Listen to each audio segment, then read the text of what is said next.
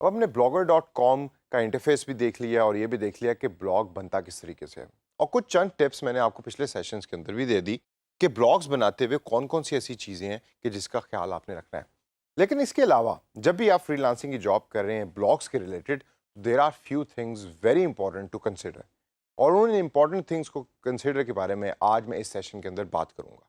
तो इनको ज़रा गौर से सुनिए, जहन में रखिए, ताकि आगे जाके जब आप फ्रीलांसिंग की जॉब कर रहे हैं तो ये सारी चीज़ें आपको हेल्प भी करेंगी और आपको एक अच्छा ब्लॉग मार्केटिंग बनाने में मदद भी करेंगी। तो सबसे पहले आइए नज़र डालते हैं सबसे पहली इंपॉर्टेंट थिंग्स टू कंसिडर के पॉइंट के ऊपर, जो है गोल्स का पॉइंट।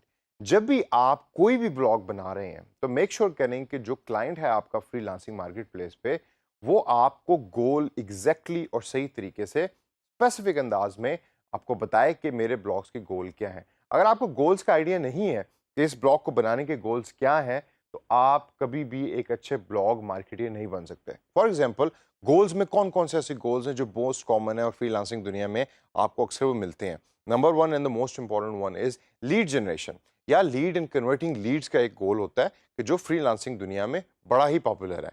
मतलब ये होता है कि आपको क्लाइंट ये कह रहा है कि भाई कंटेंट पब्लिश करो ब्लॉग पर, और उस कंटेंट की बेस के ऊपर जब लोग उस पर कमेंट्स करें तो लोगों से उनकी डिटेल्स मांगो, और वो leads will be used in order to sell some product और सर्विस इन द फ्यूचर, या in order to increase traffic on the website also.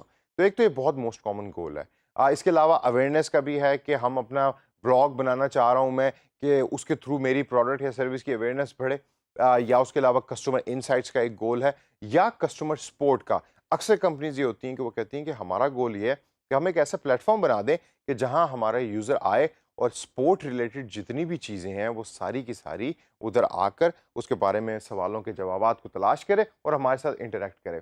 और कस्टमर इनसाइट्स के अंदर भी ये होता है कि कंपनी आपको कहती है कि भाई हमारा गोल है कि हमने जो हमारे कस्टमर डिस्कशन कर रहे हैं उनके बारे में मज़ीद जानना है कि कस्टमर किस तरीके से डिस्कशन करते हैं और डिस्कशन में कौन-कौन सी बातें वो आपस में डिस्कस कर रहे हैं।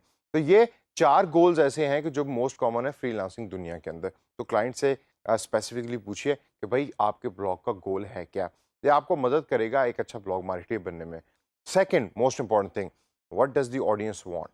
ये आपने देखना है, रिसर्च करना है, रीड करें, लोगों से बात करें ब्लॉग पर और देखिए कि ऑडियंस क्या चाहती है। मतलब क्या पढ़ना चाहती है, कितने बजे पढ़ना चाहती भी है या नहीं चाहती। हो सकता है कि आपकी जो ऑडियंस है ब्लॉग की, वो कुछ पढ़ना नहीं चाह रहे, वो सिर्फ देखना चाह रहे हैं। तो probably the pictures is actually the right way in order to write a blog post. This way I say what does the audience want is the second most important thing to consider. The third most important thing, scope of the blog. जी हाँ, आपने ये देखना है कि blogs जो आप बना रहे हैं उनका मेन स्कोप क्या है। कितनी दूर तक या क्या आपका ब्लॉग करता है। हम ब्लॉग के ऊपर करंट अफेयर्स के मामलात को डिस्कस करेंगे या हम ब्लॉग के ऊपर हिस्ट्री के मामलात को डिस्कस करेंगे। हम फॉर एग्जांपल ब्लॉग के ऊपर स्पोर्ट्स की डिस्कशन करेंगे। अच्छा, क्या स्पोर्ट्स की करनी है या क्रिकेट की करनी है? अगर क्रिकेट की करनी है तो क्या खाली क्रिकेट बैटिंग की करनी है, क्रिकेट बॉलिंग की करनी है या फील्डिंग की करनी है? तो स्कोप हमेशा डिफाइन करता है वो बाउंड्री आपके ब्लॉग की कि जिसको ज़हन में रखकर आप कंटेंट बनाते हैं और बनाकर फिर पब्लिश करते हैं। अगर आपके ब्लॉग का स्कोप ठीक नहीं है और आपने उसको सही तरीके से डिफाइन नहीं किया हुआ, यानी कि बाउंड्री डिफाइन नहीं की हुई, तो आप कभी भी एक अच्छा रीडेबल कंटेंट ना पब्लिश कर सकते हैं और ना बना सकते हैं। जब रीडेबल कंटेंट पब्लिश नहीं होगा, बनेगा नहीं, तो ज़ाहिर-सी बात है आपकी रीडरशिप भी नहीं बढ़ेगी और जितने आपके ऑब्जेक्टिव्स और गोल्स आपने अपने ज़हन में रखे हुए हैं, वो भी कभी अचीव नहीं हो सकेंगे। इससे अगला पॉइंट है कि आप अपने ब्लॉग्स के रिलेटेड जो रूल्स हैं, उनको डिफाइन करें और क्लाइंट के साथ डिस्कस करें। फॉर एग्जांपल, एक रूल है कि जी मैं अपने ब्लॉग के जो कमेंट्स हैं उसके अंदर किसी किस्म की ऑब्ससीन लैंग्वेज यूज़ नहीं करना चाहता, यानी गालियाँ वगैरह मैं नहीं चाहता कि मेरे ब्लॉग के कमेंट्स के अंदर कोई लिखे, तो मैं फ़िल्टर्स लगाता हूँ। कोई रिलीजियस कंटेंट मैं नहीं चाहता कि कोई पब्लिश करे, कोई पॉलिटिकल कंटेंट मैं नहीं चाहता कि कोई पब्लिश करे। हर ब्लॉग के अपने रूल्स होते हैं, उन रूल्स को आप डिफाइन करें, डिफाइन करके क्लाइंट से अप्रूव करवाएँ। और last but not the least point is content calendar. मैं बार-बार इस कंटेंट कैलेंडर के पॉइंट को आपको कहूँगा कि इसको हमेशा कंसिडर रखें। कैलेंडर आपके पास होना चाहिए, उसके ऊपर डेली के हिसाब से क्या-क्या पोस्ट्स होनी है, वो तमाम चीज़ें उसके ऊपर होनी चाहिए। क्लाइंट उसको अप्रूव करे, उसको देखे।